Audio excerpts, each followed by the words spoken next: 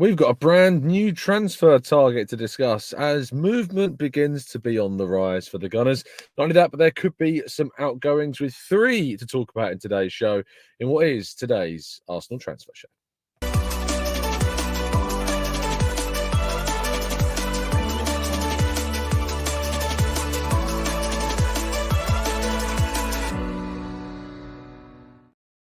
Hello, good morning. Welcome to the Gooner Talk, back again with you guys for what is, of course, the Arsenal transfer show. Joining you every single morning at 8 a.m. UK time. This week, of course, live from the New Forest from my car, as, of course, I am out in the wilderness rather than the warm, comfy studio that I usually have back at home. But thank you for those that have continued to join us. Thank you for those that have continued to show your support. I know I get a few comments saying, Tom, you don't need to keep apologizing every day for the sound not being as good, the connection not being as good, or the visuals not being as good, but I feel compelled to do so, especially for those maybe that haven't tuned in for the last couple of shows, haven't seen the environment that I've been in the last few weeks. Just a heads up, I am on holiday this week, of course, so if there are any issues, that is the reason as to why. But I was trying to work out if I could even show you, but if I just lift the camera up and go outside the car for a second, can you see in the distance whole crowd? Is that a herd? It's probably a better word. I can't zoom in. A whole herd of deer just sitting over there. But I thought I'd show you that this morning to kind of give you a little bit of an indication about where I am. So yes, thank you so much as always for joining me and tuning in. Make sure you drop a like on the video and subscribe to the channel if you're new around here, with those notifications turned on so you never miss a show. Let's jump into the chat box though, and let's show and see who is here. Black Shine, Jose, SJ Chan, Paul, we've got Ryan, we've got Rob, we've got Matt G, Martin, Barry, Damien, Sean, Errol, we've got NSW, Jean, Rowan, Steve, we've got Angela and Vivian, Stevie, Rich, Martin, and plenty more of you guys and girls as well. Thank you as always for tuning in. It is very much appreciated. I hope you've had a fantastic week, to all of you, and those of course catching up on the content as well on audio platforms, or of course on YouTube as well. Thank you to you all, and please do help us on our way to 1K every single day. Let's, without further ado, not waste any more time though, shall we, and jump into the stories. Amario Cozier-Duberry, of course, who left Arsenal at the end of last month, has now signed his new deal with a new club. He has joined Brighton, having determined that Arsenal would not allow him the pathway. There are a lot of wide players here, a lot of wide players at Brighton, so he is going to have still plenty of competition when it comes to dealing with trying to get into the first team squad. That he's moved to another Premier League side, which of course would be what he would have wanted to do. But Cozier-Duberry is a real loss for Arsenal, but I don't necessarily think there was too much more Arsenal could have done to change his mind in the final weeks or the final months even of his time with the club. Lazio, according to numerous outlets in Italy, are said to have a growing interest in Nuno Tavares, which is obviously what we would want to see. We want to see a growing amount of interest in the player, because the 10 million euro price tag would be fantastic to see. If Arsenal can break even on the amount of money they paid for Benfica, which was around 7 million, getting 10 million euros, you're getting around £8 million. So you might even end up making a profit. That's said to be the asking price for Nuno Tavares, which would be fantastic to see if indeed Arsenal could get their hands on that amount of money. But Lazio's interest is said, according to Italian media, to be on the rise. So that is certainly very good news indeed. Fulham are expected to approach Smith Rowe as their priority target. We knew this story from Sam Dean of the Telegraph a few weeks ago. This story has now evolved, and Alan Nixon, of course, has presented some information regarding Smith Rowe. He is, of course, a journalist that has broken another transfer story, which has since been corroborated by David Ornstein, which we'll talk about shortly. Yes, Alan Nixon talking about Smith Rowe being, as is assumed to be true, the primary target of Fulham. And there is an expectation that a deal could be done this summer if Arsenal, of course, get that price tag that they want. I think between 30 and 40 million is probably what it would take to get Emile Smith Rowe to Fulham. Let's wait and see. We'll, of course, continue to follow this story and update you if there are any further changes along this thread. And the last Arsenal player, of course, that might yet leave, and part of that trio that I mentioned at the beginning of the show, is Jakub Kiwior. We know that Juventus are interested in Kiwior. We know that AC Milan are also interested in Kiwior. But we have learned, of course, according to Italian media today, that also Inter Milan are interested in signing Jakub Kiwior.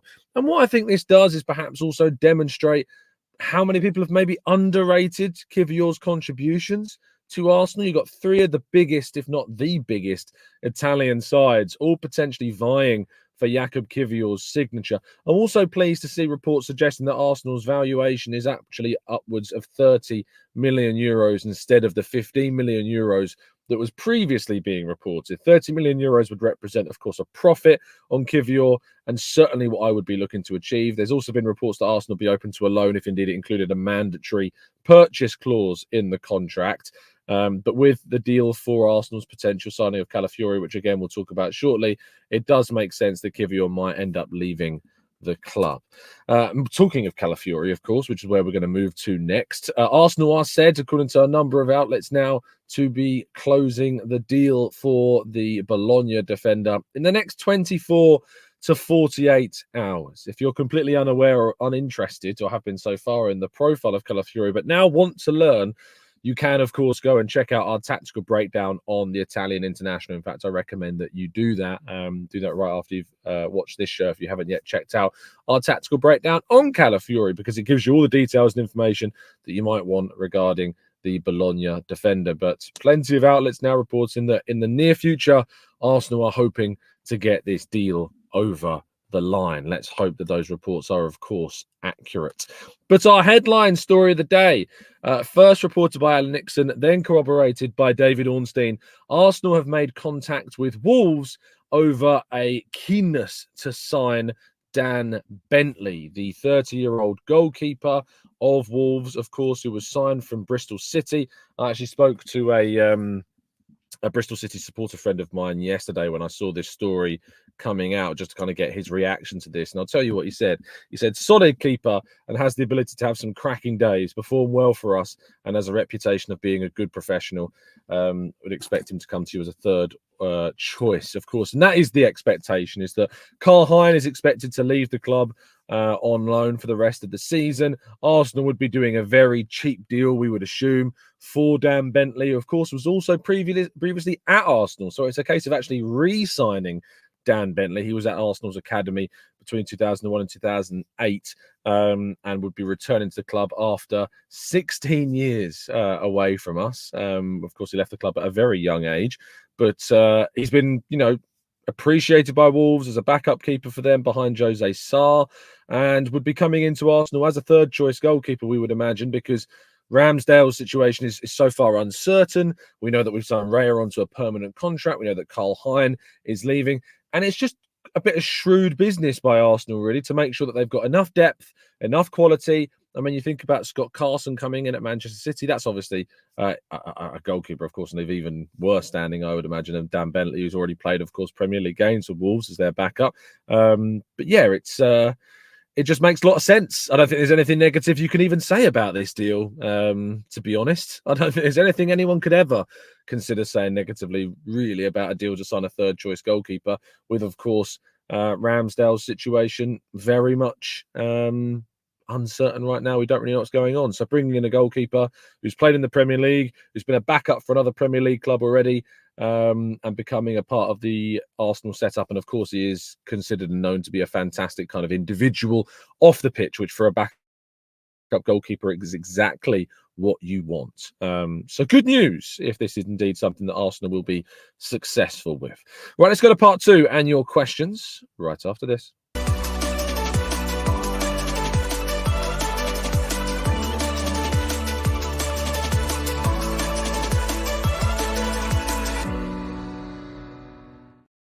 Okay, this is part two of the show where we jump into the chat box and tackle some of your questions, queries, thoughts, and theories. And we're going to do that right now, so let's not waste any time.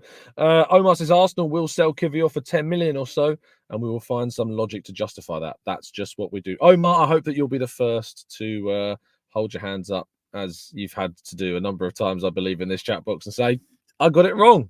I hope that we will make profit on Kiwior, and I equally will be holding my hands up should indeed we not do that, and we're pointing fingers at the club for making a horrific transfer decision. Prog says, not only do we have a Rolls Royce in defence, but now we're going to have a Bentley as well. I love that, Prog. That's brilliant.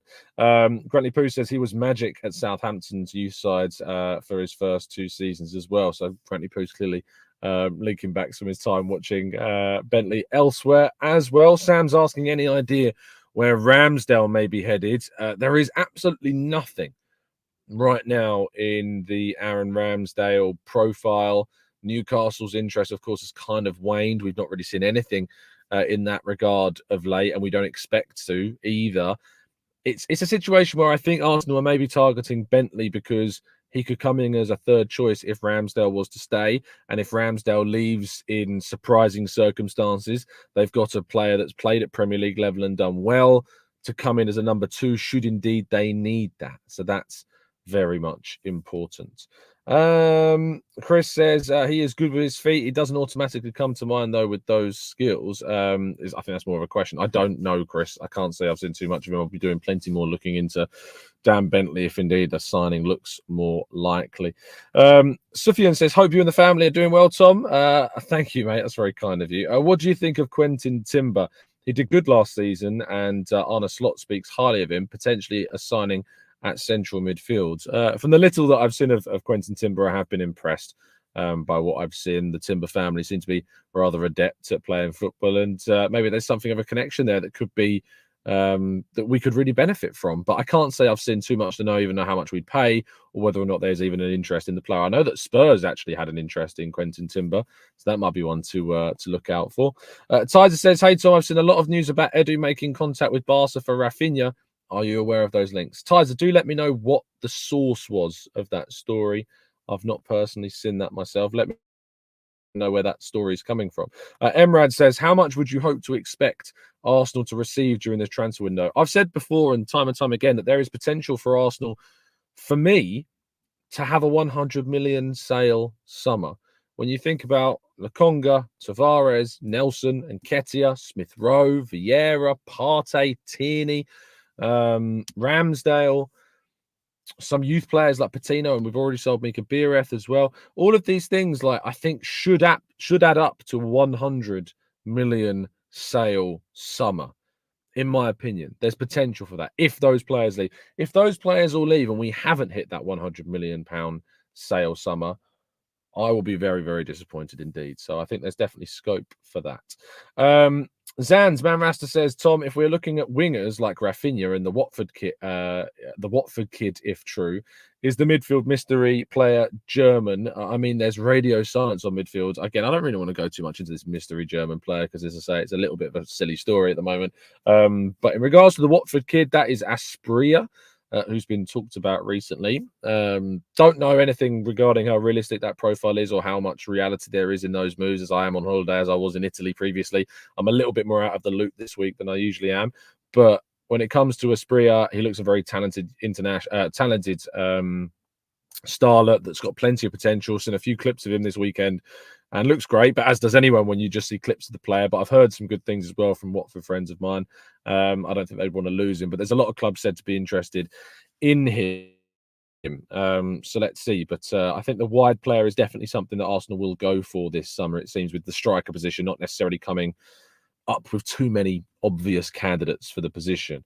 Chris says, hi Tom, weren't Wolves linked with Ramsdale in January? Do you think that a swap deal with cash could be coming for our goalkeeper? Maybe. It doesn't seem outlandish to suggest that at all, because there was some suggestions of Wolves being linked to the player. In terms of, I saw someone ask how high he is. He's 6'2", is Dan Bentley, so he is a tall goalkeeper. You don't need to worry about that. Rich says, Tom, any truth in the links to Patrick Dorju of Lecce? He's given us lots of pace. I haven't heard his name at all, Rich. Sorry. Awegbu says, I always feel like Romano wants other clubs to join the race for Calafiori. The way he constantly words his tweets, it's trying to lure other clubs to join the race. It's shocking. I think you're reading maybe a little bit too much into it, Awegbu, to be honest. I think all clubs will be more than aware of the Calafiori situation. So I don't think you need to to worry about that. James Marshment of Team Talk was the source that I saw. Tom says Tyres, and that was in regards to what was the player's name? Rafinha. Let me just have a quick look and see if that is correct. So Rafinha, Arsenal, Team Talk. Let's have a quick look. Edu contacts Barcelona to sign obsession to Arsenal with cheeky cash plus player bid. Team Talk understands that the Gunners are focusing on a signing of a left-sided centre half. We know that. We know that, and potentially 2 new forwards. Potentially, with a prolific number 9 and a new winger to cover Bukayo Saka on the radar. Yes, but what about Rafinha? However, the next Arsenal signing after Calafiori could actually be another Spanish player, as per the latest reports. So this is. Does it tell me what the reports are? Blah blah blah blah blah blah blah blah blah blah. Does it say anywhere what the report is? Brazil winger, Emile Lamel, 26 caps for Brazil, switch to Saudi Arabia. I'm struggling here. It just says, it's really frustrating when this happens, and it happens a lot. But it says, as per latest reports, but no mention of what that report is. I'm really trying to find any suggestion of what the report is or any hyperlink to the report. I always tell people, take something with a pinch of salt if it says as per reports. Loads of people are guilty of doing this, but it's just, where is the source of the information? That would be great to see. Tricky. Nothing's coming up, so Tyres, or I would take that with a pinch of salt if I was you at the moment. And Prog says that Asprilla guy looks quite techie. He does, yeah, very, very much so indeed. Derek says, Tom, what number do you think Calafiori will wear? He was not the only Orny bomb I thought was coming as well. Yeah, maybe we would have seen something else, and maybe we will in the coming days. We'll have to wait and see. In terms of numbers, you've got 3 if Tierney leaves. You've got 5 if Partey leaves. You've got 16, 17, I think, available as well. Of numbers that he could be picking, but I think it would make sense if Tierney was to go for him to have 3. I mean, even if Tierney doesn't go, there's a chance that maybe he leaves as well. Omar says, definitely, Tom, I'll hold my hands up. There is no shame in accepting that you're wrong on an assumption. I do hope that Kiwior is sold with max profit, but I'm not hopeful, and that's completely fair enough, and I don't blame people for not being optimistic about it, because our sales record is not the best. YouTube user, who has hidden their name, says, Tom, we really need a striker. If we don't sign a striker this summer, then I think we can't say it's a perfect summer. I mean, can you contextually say that if there simply is not the option there to go for that's feasible for us? I don't think you can, really. Big says, Tom, if Osimhen joins PSG and Kolo Muani is available for 60 million euros, would you take him?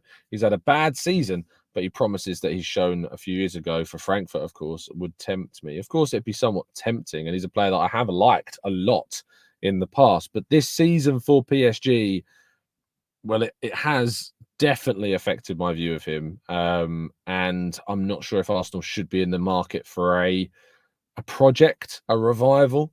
I think if Arsenal go into the market for a player, it needs to be a player that is on the up, on the rise, that's in good form and can come in and have an immediate impact as well. MN says, has Iñaki Peña worked with the keeper we linked with? Iñaki Peña? Doesn't he play for Barcelona, Iñaki Peña? Am I making that up? Iñaki Peña plays for Barcelona. Yes, I don't know if Peña has worked with him, mate, to be honest. I have absolutely no idea. Desi says, why didn't we buy Frimpong instead with Wirtz and Isak? That's a complete 11. It's just, why didn't we sign one of the most highly sought after fullbacks that's going to cost you like £80 million, along with Wirtz, who's not for sale and will also be going for £100 million, and Isak, of course, who's also not for sale and is also going to be going for 100. Why didn't we do that? It's so easy. A click of a few buttons on FIFA career mode, and I've got all 3 players. But why aren't Arsenal doing that? I don't know. Forgive my sarcasm, but I think hopefully that should tell you why Arsenal haven't just gone and done that. Iñaki Kaina, of course, the goalkeeping coach. I don't know. I don't know if Iñaki Kaina has worked with him before.